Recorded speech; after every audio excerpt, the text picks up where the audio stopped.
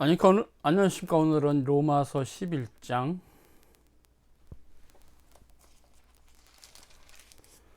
25절에서 32절까지입니다. 제목은 온 이스라엘의 구원. 본문을 먼저 봉독합니다. 형제들아, 너희가 스스로 지혜의 땀을 면기 위해서 이 비밀을 너희가 모르기를 내가 원치 아니하노니, 이 비밀은 이방인의 충만한 수가 들어오기까지 이스라엘의 더러는 완악하게 된 것이라. 그리하여 온 이스라엘이 구원을 얻으리라 기록된 바, 구원자가 시온에서 오사 야곱에게서 경건치 않은 것을 돌이키시고 내가 저희 죄를 없이 할 때 저에게 이루어질 내 언약이 이것이라 함과 같으니라. 복음으로 하면 저희가 너희를 인하여 원수된 자요, 택하심으로 하면 조상들을 인하여 사랑을 입은 자라. 하나님의 은사와 부르심에는 후회하심이 없느니라. 너희가 전에 하나님께 순종치 아니하더니 이스라엘에 순종치 아니함으로 이제 긍휼을 입었는지라. 이와 같이 사람들이 순종치 아니하니 이는 너희에게 베푸시는 긍휼로 이제 저희도 긍휼을 얻게 하려 하심이라. 하나님 모든 사람을 순종치 아니하는 가운데 가둬두시면 모든 사람에게 긍휼을 베풀려 하심이로다. 아멘. 바울은 이 본문에서 스스로 지혜 있다고 생각을 하지 않게 하기 위해서 이 비밀을 내가 말한다, 이렇게 말하고 있어요. 이 스스로 지혜 있다 하면 무엇일까요?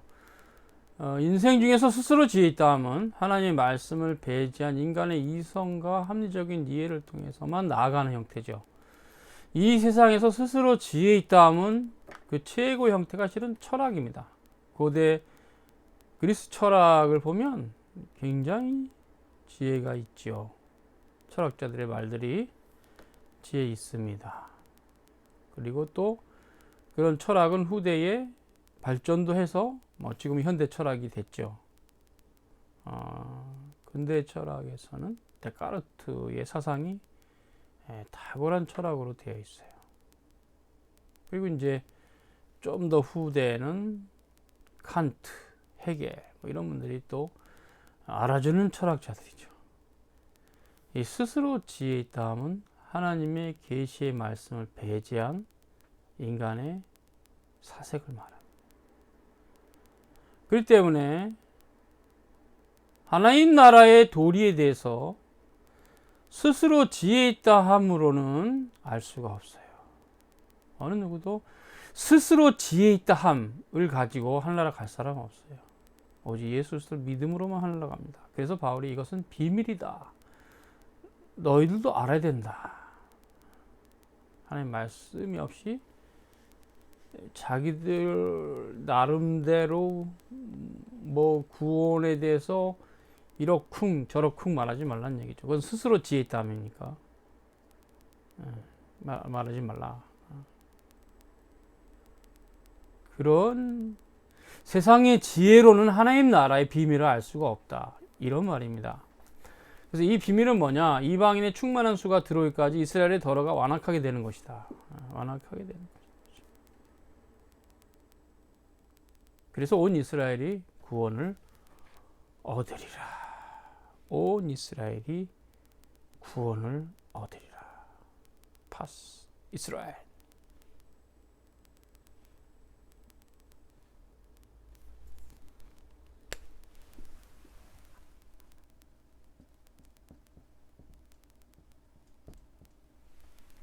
아이고.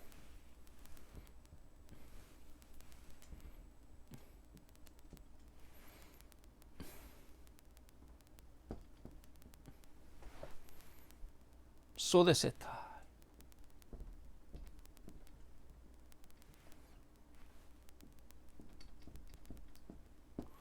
파스 이스라엘 소데세타. 온 이스라엘이 구원을 얻을 것이다. 온 이스라엘이 구원을 얻을 것이라는 말씀이에요. 후토스와 같이.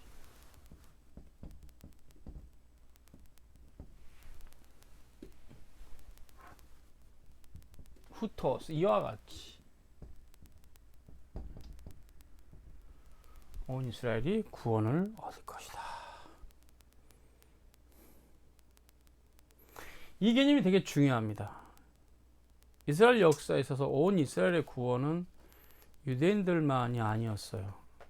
구약 선지자들의 예언은 먼 데에서, 원방이라 하죠. 원방, 먼 데, farthest, far, 멀다이죠. 먼 원방으로부터 구원받을 자들이 일어나서 하나님 나라로 들어올 것이다. 이 예언을 했는데 지금 바울이 그 말씀을 하고 있어요.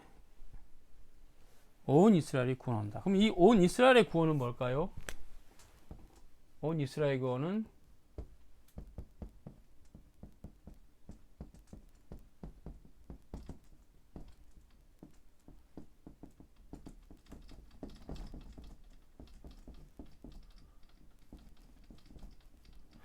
신구약 전체에 걸친 택자들의 구원입니다. 신구약 전체에 걸친 택자들의 구원이 온 이스라엘의 구원입니다.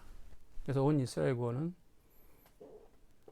말 그대로 창세전에 그리스도 안에서 예정된 모든 자들, 선택받은 모든 자들을 말합니다.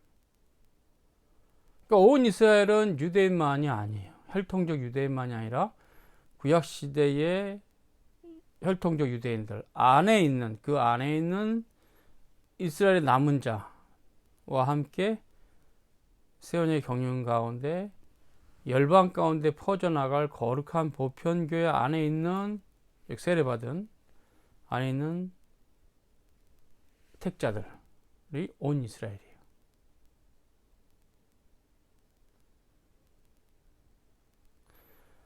구원자가 시온에서 오사 야곱에게서 경건치 않은 것을 돌이키시고 내가 저희 죄를 없이 할 때 저에게 이루어질 내 언약이 이것이라. 새 언약의 경륜 아래에서 옛 언약이 사라질 것을, 옛 언약의 그 경륜이 사라질 것을 말하죠. 근데 이스라엘이 불순종했고 경건치 않았거든요. 하나님께서 그들의 강파감을 신적 작정 가운데 허락하시고, 그래서 잠시 동안 버리시고 이방인의 충만한 수가 들어올 때까지 이스라엘에게 완악함을 허락하셨어요. 복음으로 말하면 저희가 너희를 위해서 원수 된 자요, 택하심으로 하면 조상들을 인해서 사랑을 입은 자라. 이스라엘 하나님의 사랑을 입었죠. 그 말을 하고 있어요.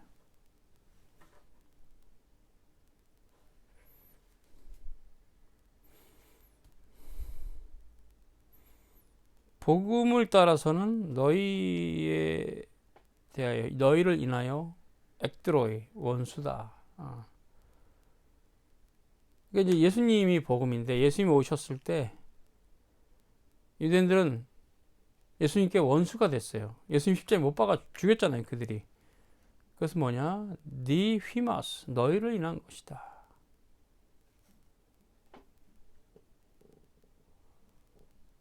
너희를 인한 것이다. 이방인의 구원을 위해서 이스라엘 덜을 악하게 하셨다는 거죠. 유대인의 덜을, 아브라함 자손들 덜을. 카타텐 에클로겐, 선택에 대해서는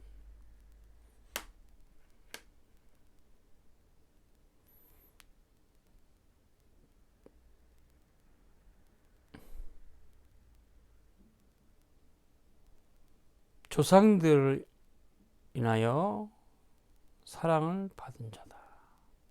그렇죠. 아브라함 이후에 계속 예수님 오실 때까지 이스라엘은 하나님의 사랑을 받았죠.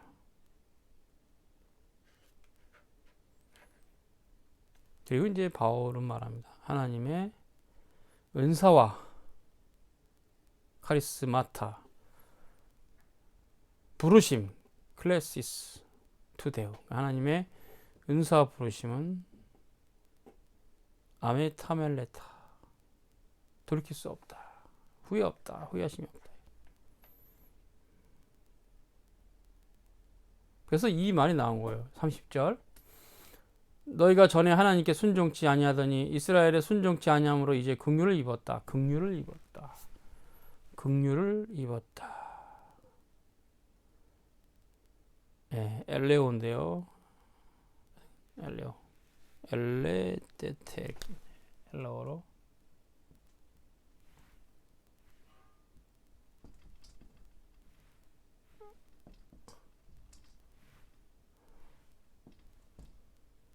긍휼을 입었다. 자, 이 긍휼을 입었다는 이 말을 생각하셔야 됩니다.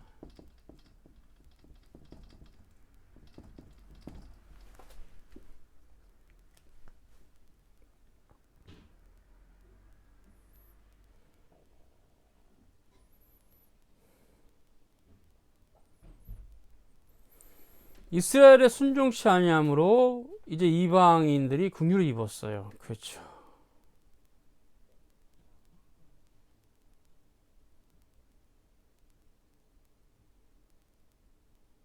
이와 같이 유대인들이 순종치 아니하니 이는 이방인들에게 베푸시는 긍휼이 유대인도 긍휼을 얻게 하려 하심이라. 그 믿음이죠.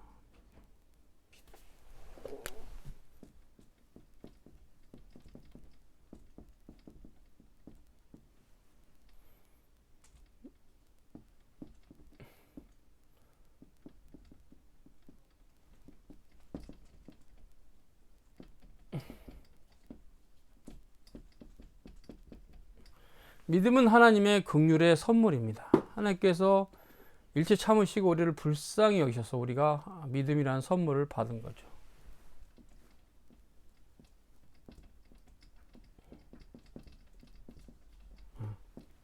도론이라는데요, 이 선물을 받은 겁니다. 그렇기 때문에 아무도 자랑할 것이 없어요. 자랑할 수도 없고. 그 교리, 믿음으로 구원받는다는 교리에 이스라엘이 점점 더 멀리 가고 무지하고 강팍해졌을 때 구원은 이방인에게로 돌아왔어요. 이방인들도 믿음으로 은혜를 받았기에 자랑할 것이 없고 더욱 자랑할 것이 없고 자고할 수 없고 겸손해야 되겠죠. 그 구원에 대해서 감사하고.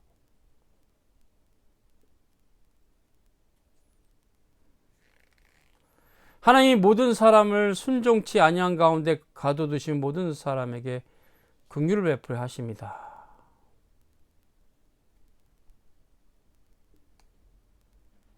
겨우 유대인도 이방인도 함께 순종치 아니한 것이죠. 그래서 로마서 11장 32절은 전적 타락 교리가 있어요.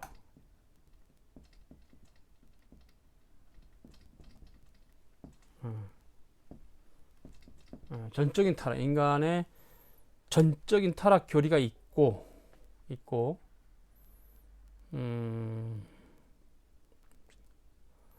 인간의 전적인 타락 교리가 있고, 그리고 하나님의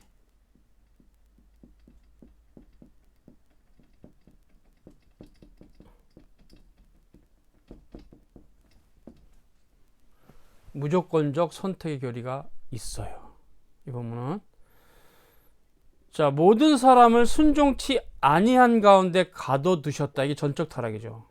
이것은 이방인뿐 아니라 유대인도 마찬가지다. 어느 누구도 율법을 행함으로 구원받을 수 없다. 그래서 모세를 통해서 이스라엘에게 율법을 주신 거예요. 너희 한번 지켜보거라. 지킬 수 있는가? 지킬 수 없죠.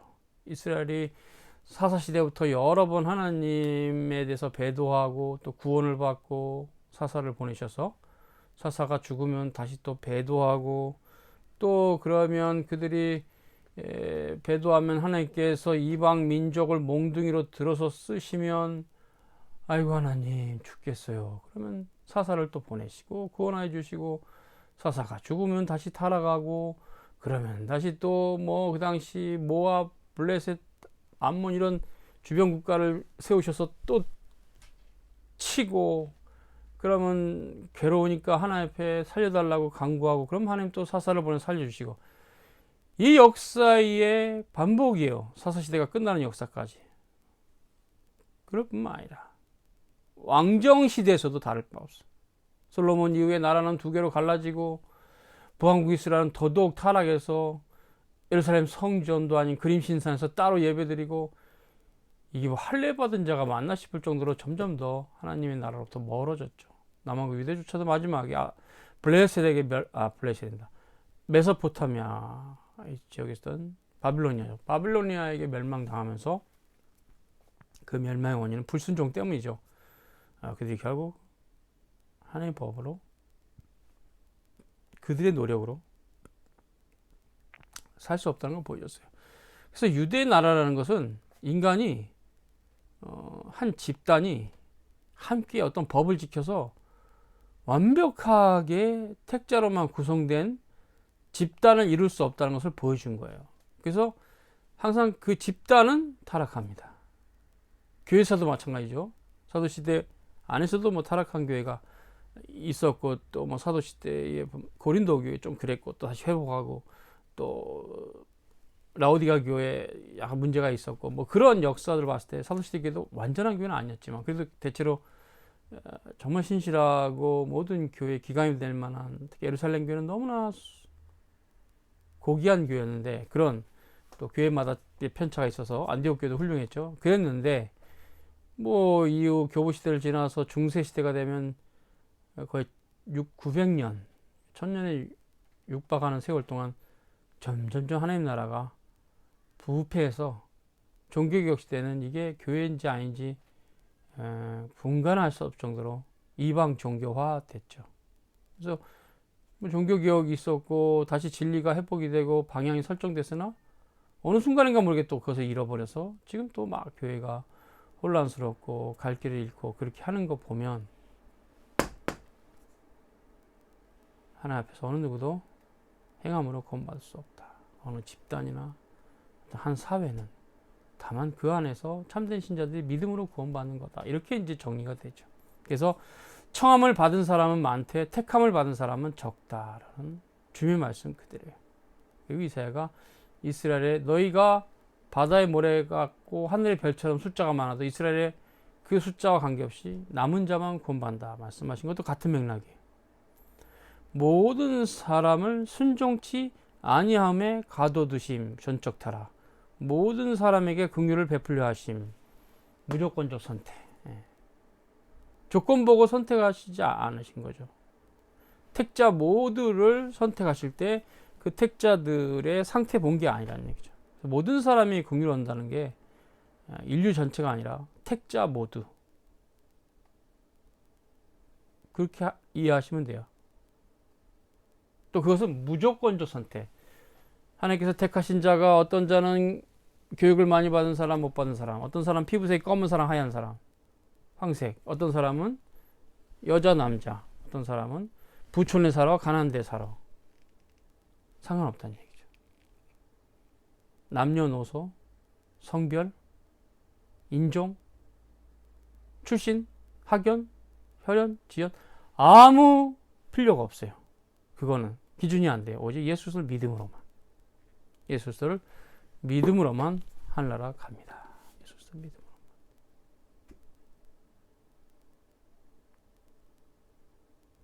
그래서 모든 사람을 긍휼에게 긍휼을 베푼다는 말은 하나님 택하신 모든 자에 대하여 그들의 상태를 보고 구원하시지 않고 하나님의 긍휼하신 은총을 따라 구원하신다. 그 말이에요. 하나님의 긍휼하신 은총이 구원의 유일한 원인입니다. 왜 우리를 구원하셨나요? 하나님 그분 자신이 원인이세요. 그분이 다만 사랑하신 거죠. 이스라엘 백성들에게 말씀하셨잖아요. 모세가 너희는 모든 민족 중에 작은 민족이다. 다만 여호와께서 너희를 사랑하사. 그다음 이제 블라블라블라 이런 과정에서 너희를 구원했다. 그래서 모든 사람에게 긍휼을 베푼다. 모든 인류가 구원받는단 말이 아닙니다. 택자 모두가 긍휼을 받는다. 하나님의 자유롭고 기뻐하신 뜻. 전혀 인간 편에서 어떤 메리트가 없는 그런 의미예요. 수고하셨습니다.